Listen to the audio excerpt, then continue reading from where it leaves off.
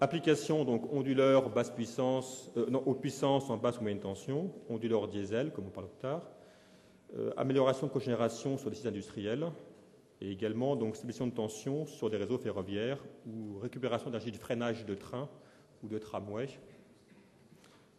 sur des réseaux de rails légers. Ici, c'est le schéma avec onduleur. Donc, on a le secteur d'un côté, la charge de l'autre. Notre système est en triport, donc on vient prélever 10 kW pour maintenir en vitesse le volant. S'il y a une coupure secteur, on inverse le sens de transfert d'énergie. Donc, l'énergie vient du volant vers la charge. Et ici, on a un double pont rotationnel. Pourquoi? Le volant à pleine charge est à 110 Hz. Donc, si on envoyait ça sur le secteur, sur la charge, elle ne serait pas très contente. Donc, on redresse et puis on réalterne 50 Hz ensuite pour rester en permanence au niveau de la charge en 50 Hz. Voici la machine classique, donc sans diesel. Donc, le volant est dans l'armoire. On a nos doubles ponts rotatoires mutateurs. On alimente ici un transfo tournant et ici au niveau de la charge, donc en 50 Hz. Et puis pour les gens qui ont besoin d'avoir une autonomie plus longue, typiquement gérer la machine avec une inertie simple, c'est un industriel qui veut investir pour se protéger de 90% des problèmes. Si après le 1% en plus c'est un risque important, on va mettre un diesel. Et donc comment ça marche? Comme tout à l'heure, si y a une coupure brève, le volant alimente la charge. Si c'est une coupure plus longue, on suit la vitesse du volant et quand on arrive à un seuil, on démarre le diesel. Et progressivement, le volant passe le relais au diesel. Puis le diesel recharge le volant. Et ensuite, on peut couvrir, alimenter la charge pendant 2, 3, 4, 5 jours en fonction de la cuve à fuel qui est prévue dans le système. Et donc là, en fait, on a toujours d'autres volants en armoire. La seule chose qu'on a sorti la partie transfo-tournante, elle est couchée. Et il y a derrière un diesel qui est relié par un ouvrage roue libre qui est en attente. Et donc en cas de coupure longue, on va démarrer le système. Si on regarde un diagramme, on a en haut la tension secteur, en dessous la vitesse du volant, la tension de sortie doit rester en permanence inchangée, puisque c'est le but, la vitesse du diesel et la tension sur un réseau différé. Bon. Et donc si une coupure brève, on voit que le volant, à lui tout seul, couvre la coupure, donc sa vitesse diminue, et puis au retour secteur, il se recharge. Si la coupure est plus longue, on démarre pareil, donc le volant couvre la coupure. Il atteint son seuil d'alarme. On démarre le diesel à vide. Et quand le diesel accroche le rotor, à ce moment-là, effectivement, on recharge le volant. Et au niveau de la charge, bien sûr, c'est transparent. Elle n'a rien vu. Elle est toujours alimentée parfaitement. Alors, j'ai un petit film qui montre la chose.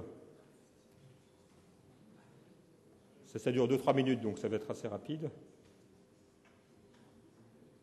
Que l'on peut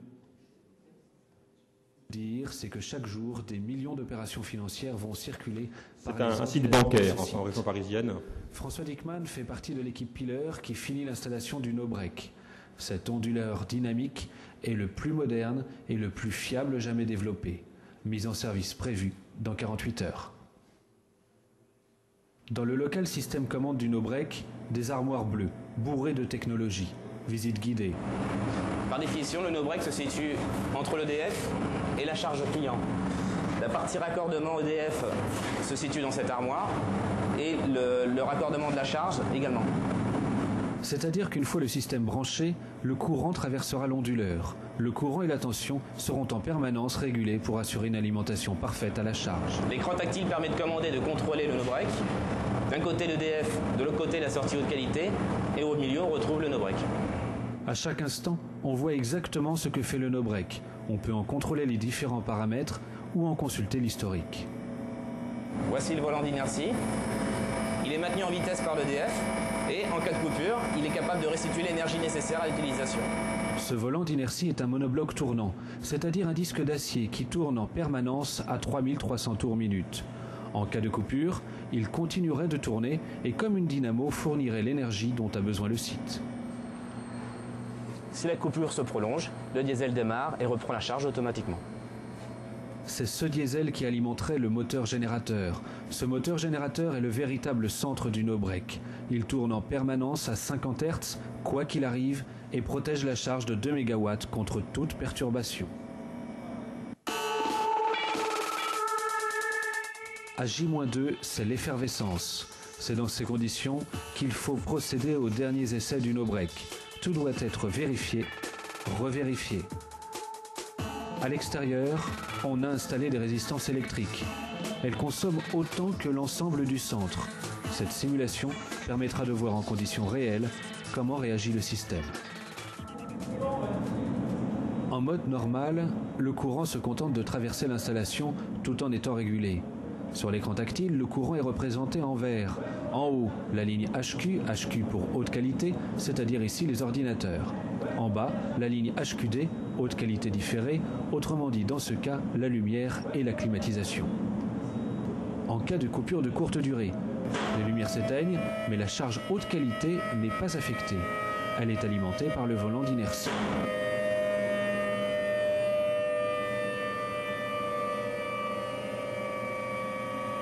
Une fois que DF est rétabli, l'éclairage, la climatisation se rallume et le volant d'inertie reprend alors 100% de sa puissance. Voici maintenant en temps réel le film de cette coupure courte. Pour la charge haute qualité, c'est comme s'il ne s'était rien passé. L'équipe Piler procède maintenant à un test pour une coupure plus longue. Depuis l'écran tactile de la machine, on peut paramétrer précisément le no-break. François Dickmann décide que le diesel se mettra en marche 2 secondes après la coupure. Il règle ensuite le délai entre le retour secteur et la fermeture d'entrée de la machine. Test.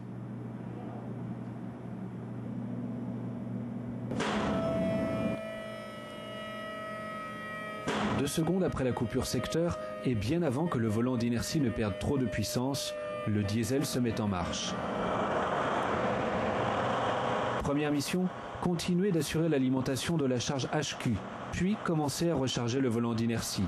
Deuxième mission, reprendre l'alimentation de la charge HQD, les lumières se rallument, la climatisation fonctionne à nouveau. Ce diesel supplée l'alimentation jusqu'à ce que le secteur se rétablisse convenablement. Les tests sont concluants, tout est prêt pour la mise en service. Ça montre bien effectivement comment fonctionne le système.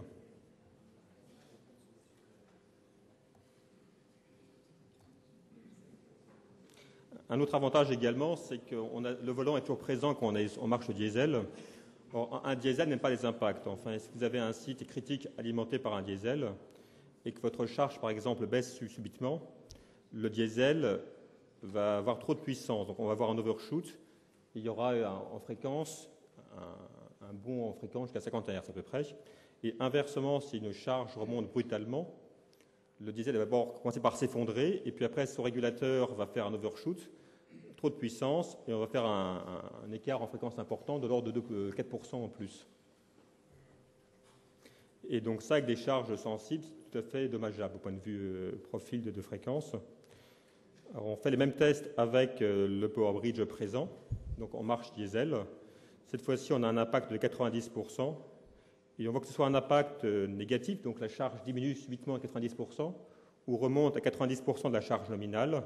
La fréquence au niveau de la charge est parfaite, on reste à plus ou moins 1% du 50 Hz.